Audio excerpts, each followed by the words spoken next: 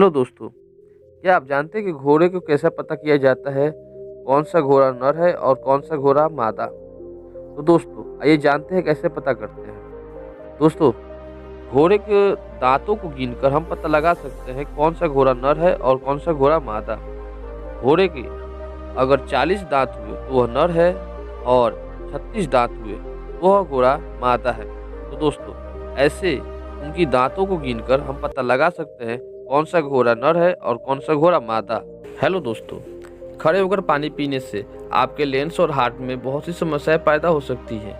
इसलिए हमेशा याद रखें कि पानी बैठकर ही पिया जाता है, क्योंकि इससे आपका दिमाग भी तेज काम करने लगता है और आपको काम करने में मन भी लगता है। इसलिए दोस्तों हमेशा पानी बैठकर ही पीते हैं।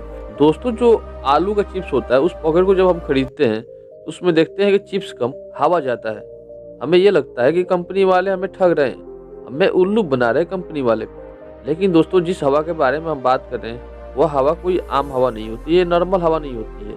ये हवा नाइट्रोजन हवा वाली हवा होती है। इस पॉकेट में नाइट्रोजन भरा जाता है। इस नाइट्रोजन हवा की वजह से ही हमारा चिप्स, उस पॉकेट में जो चिप्स होता है वो क्रिस्पी बना रहता है। कंपनी वाला चिप्स को ट्रांसपोर्ट करता है तो चिप्स इधर से उधर, यहाँ से वहाँ जाता है और वो टकरा के टूट जाता है, छोटे छोटे टुकड़ों में बढ़ जाता है। लेकिन दोस्तों उस पॉकेट में ज़्यादा मात्रा में नाइट्रोजन हवा होने के वजह से ही वो चिप्स सेफ रहता है और टूटता नहीं है, क्रिस्पी भी बना रहता है। इसलिए दोस्तों उस पॉकेट में ज़्यादा मात्रा में नाइट्रोजन हवा भरा जाता है। दोस्तों, जब भी हमारे अपनों के साथ कभी बुरा होने वाला होता है तो हमारे घर में, हमारे फैमिली में किसी न किसी मेंबर को कभी कभी पूर्वाभास हो जाता है। ऐसे ही एक घटना 2016 में हुआ था। एक बच्ची अपने बिस्तर पर लेटी लेटी अचानक रोने लगी। तब उसकी माँ उससे पूछती है, बेटा क्यों रो रही हो? तब उसने अपनी माँ से बताया कि माँ, दादी माँ गुजर गई। यह बात सुनकर उसकी बच्ची की माँ को थोड़ी सी हैरानी हुई, और सबसे बड़ी हैरानी की बात ये हुई जब उसकी मम्मी के पास कॉल आता है और उस कॉल में बोला जाता है कि दादी माँ गुजर गई। और यह बात सुनकर उसकी माँ शौक रह गई। दोस्तों, एक बार की बात है, बनारस के एक मंदिर से जब विवेकानंद पूजा करके बाहर आ रहे थे तो बाहर बैठे कुछ बंदरों ने भी विवेकानंद को चारों तरफ से घेर लिया। यह देखकर विवेकानंद घबरा गए और डर से भागने लगे। ऐसे समय में हर कोई यही काम करता है। सेम विवेकानंद जी ने भी वही काम किया।